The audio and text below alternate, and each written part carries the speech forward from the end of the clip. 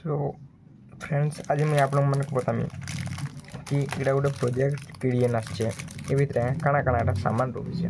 So mainly project PD भितर ये सामान मैंने आम देखबार के पाए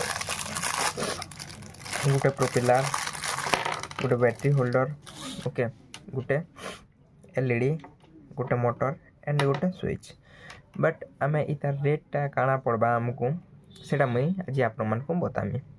तो इतार रेट पड़वा आपण मान को मात्र 50 टंका ओके 50 टंका पड़वा बेसी मात्रा ने इतार रेट भी डाउन हवा ओके आउ इटा आपण एक इलेक्ट्रिकल्स रे ही रेट पाई पारबे। तो आपण विजिट करूँ तार संगे आपण किसी गिफ्ट भी पे पारबे सामान संगे प्रत्येक सामान संगे आपण गिफ्ट आपण को निहाती मिलबा ओके।